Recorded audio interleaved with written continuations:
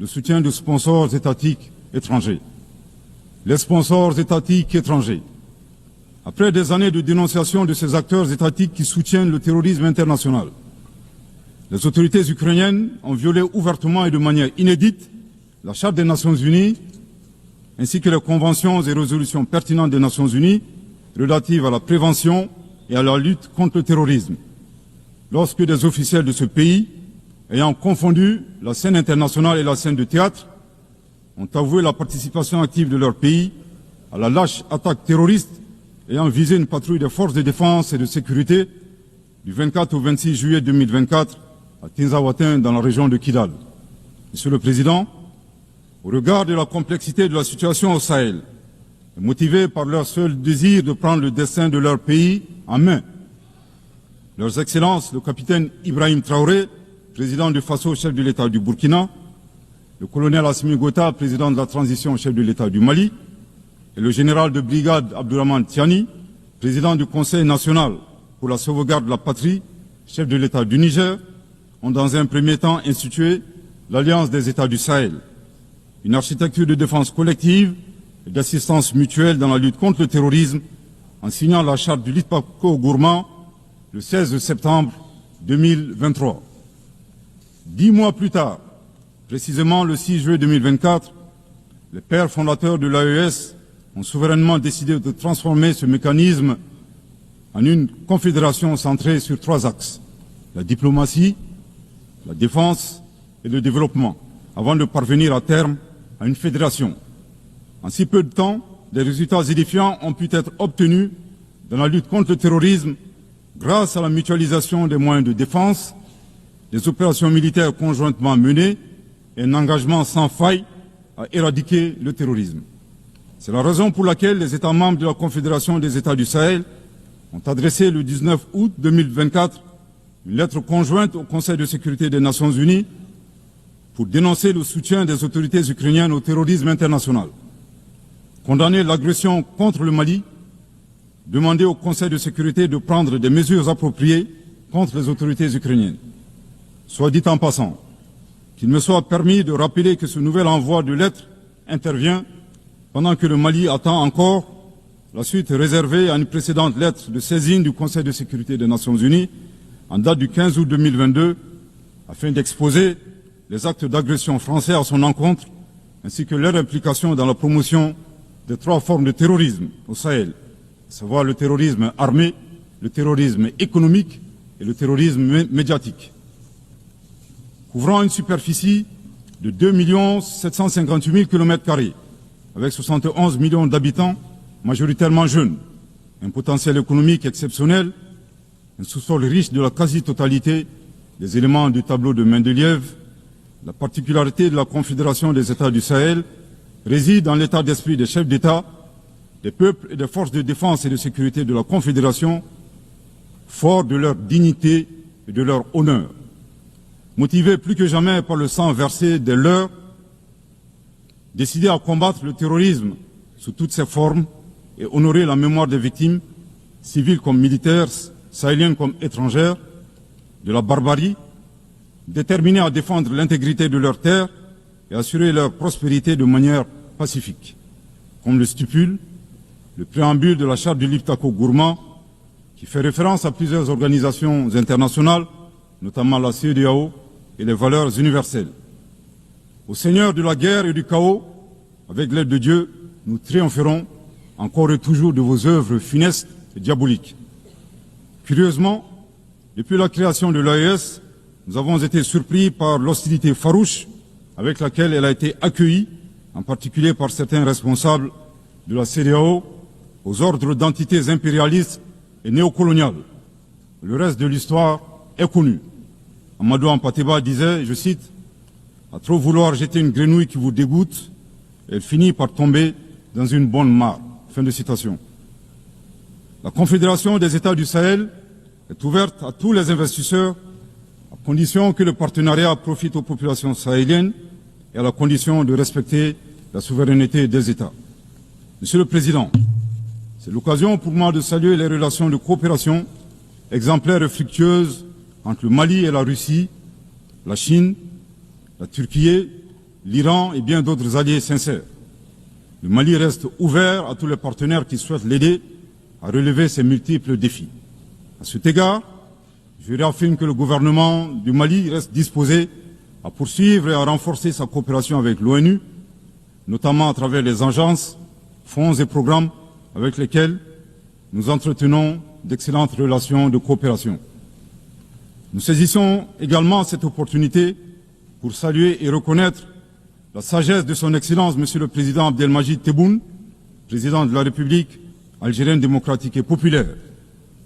Le 29 août 2024, lors d'une tournée dans le sud algérien, vous déclariez que la Libye, le Niger et le Mali sont des nations fraternelles que vous soutiendriez et non desserviriez. Le peuple malien n'a pas été surpris par ces propos, qui indiquent éloquemment votre panafricanisme, à l'instar de vos célèbres prédécesseurs, dont feu le président Abdelaziz Bouteflika, affectueusement appelé Abdelkader Mali. Suite à son établissement à Gao et l'engagement des autorités maliennes à travers les actions suivantes.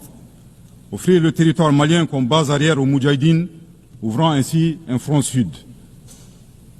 Participer aux affrontements armés contre le colonisateur français en déployant des combattants maliens aux côtés des Moudjahidines sur le territoire algérien pour défendre la liberté et la dignité des Algériens. Défendre la cause algérienne dans toutes les instances diplomatiques jusqu'au recouvrement de leur indépendance. Cependant, il est de notre devoir d'appeler votre haute attention sur les propos incongrus de vos collaborateurs, allant à contresens de votre souhait de promouvoir des relations harmonieuses avec vos voisins dans le Mali. Le 31 juillet 2024, le ministre algérien des Affaires étrangères déclarait que la crise malienne n'avait pas besoin de solution militaire. C'était un conflit entre frères. La solution ne peut être que politique. Au sujet de l'accord d'Alger, il a affirmé qu'il avait été bénéfique pour le Mali et avait préservé la souveraineté et l'intégrité territoriale du Mali. S'en départir par conséquent aura un impact négatif sur tous les acquis.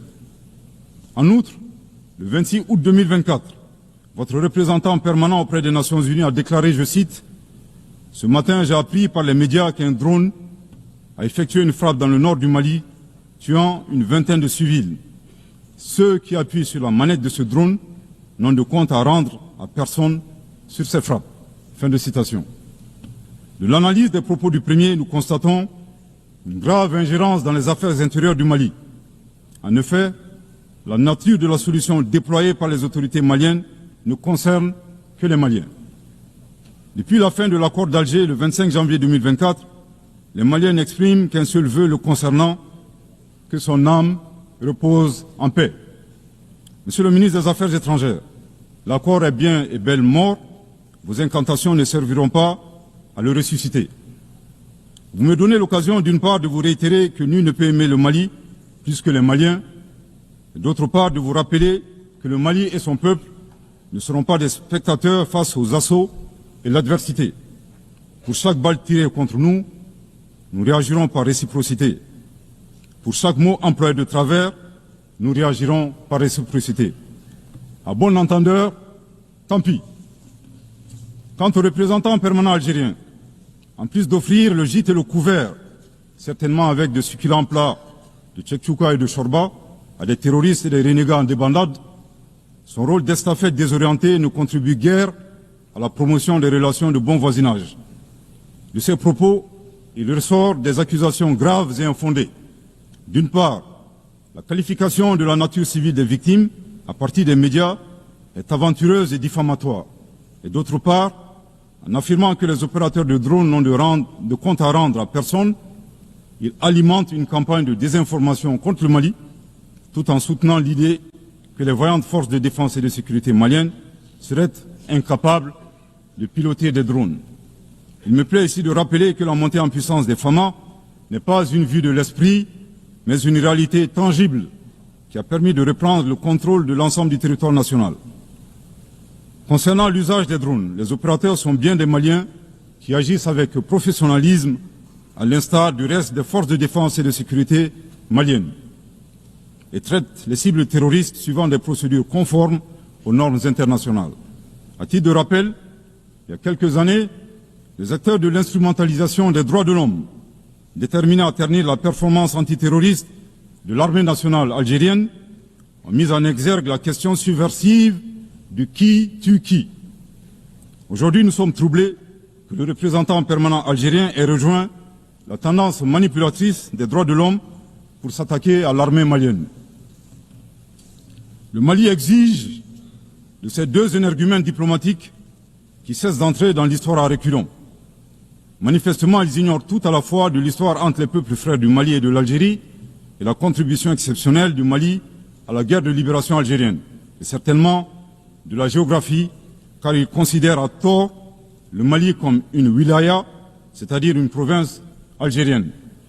Je répète, le Mali exige de ces deux énergumènes diplomatiques qui cessent d'entrer dans l'histoire à reculons. Manifestement, ils ignorent tout à la fois de l'histoire entre les peuples frères du Mali et de l'Algérie et la contribution exceptionnelle du Mali à la guerre de libération algérienne et certainement de la géographie, car ils considèrent à tort le Mali comme une wilaya, c'est-à-dire une province algérienne. Je répète pour une dernière fois, le Mali exige de ces deux énergumènes diplomatiques qui cessent d'entrer dans l'histoire à reculons. Manifestement, ils ignorent tout à la fois de l'histoire entre les peuples frères du Mali et de l'Algérie et la contribution exceptionnelle du Mali à la guerre de libération algérienne et certainement de la géographie, car ils considèrent à tort le Mali comme une wilaya, c'est-à-dire une province algérienne. Monsieur le Président, sur la situation régionale et internationale, le Mali reste très attentif au développement en cours en Afrique et dans le reste du monde. Ainsi sommes-nous préoccupés par le niveau de violence au Moyen-Orient, notamment dans les territoires palestiniens occupés. Le peuple malien réaffirme son soutien au peuple palestinien frère dans sa lutte légitime pour l'autodétermination. Le gouvernement du Mali réitère son appui à la solution à deux États, Israël et la Palestine, vivant côte à côte, en paix et en sécurité, à l'intérieur de frontières sûres et internationalement reconnues. Nous condamnons sans réserve l'usage indiscriminé de la force par l'armée israélienne contre les Palestiniens. Au plan humanitaire, le Mali est préoccupé par la situation précaire des millions de réfugiés et de déplacés internes dans le monde, du fait des conflits armés, des catastrophes naturelles et des changements climatiques. J'ai en ce moment une pensée toute particulière pour mes compatriotes réfugiés dans les pays voisins, pays que je remercie pour leur hospitalité et leur générosité. Je voudrais les assurer que le gouvernement malien ne ménagera aucun effort pour continuer à les assister et pour créer les conditions leur permettant de rentrer dignement et en toute sécurité dans leur localité d'origine. Les multiples défis à la paix et à la sécurité internationale appellent à la réforme de l'architecture dédiée des Nations Unies.